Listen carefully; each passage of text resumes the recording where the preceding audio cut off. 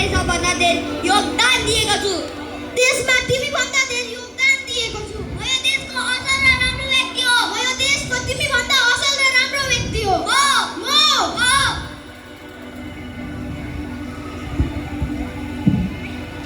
जातीय विभेद।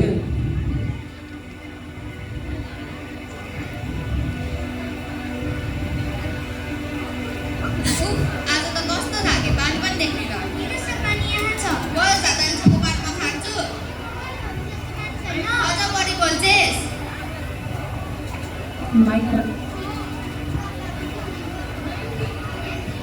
लैंगिक विभेद।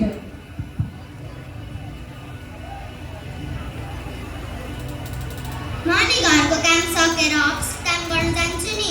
चुप लाग, छोरी मान्छे भएले घरको काम गर्नु पर्यो, बाहिरको होइन।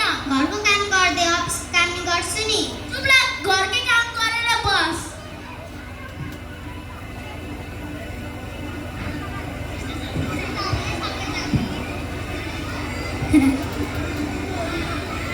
हेलो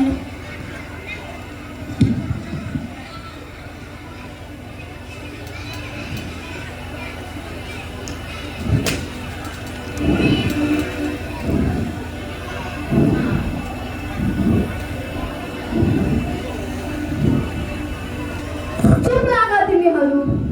के तिमीहरू सबै मेरै सन्तान होइनौ र? आखिर केका लागि झगडा गर्छौ? किन झगडा गर्छौ? जब तिमीहरू एक आपसमा लड्छौ नि, त्यति नै म दुखी हुन्छु। तिमीहरूको झगडाले गर्दा मेरो मन छिया छिया उभिसक्यो।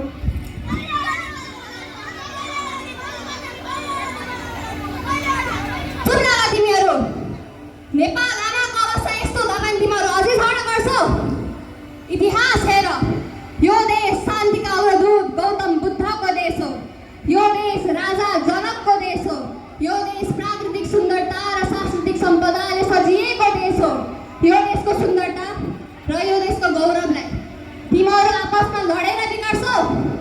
हेर त नेपाल आमाको अवस्था। तिमीहरूको द्वन्द्वले आमा छिया छिया भइसक्यो। के हामी यही आमाका सन्तान होइनौँ? के हामी नेपाली होइनौँ? के हामीलाई नेपालको माया लाग्दैन? जब हामी सबैजना एक आपसमा मिलेर काम गर्छौँ, तब मात्र हामीले नेपाल आमाको अस्तित्वलाई जोगाउन सक्छौँ। त्यसैले आऊ सबै मिलेर नेपाल आमालाई उठाउँ।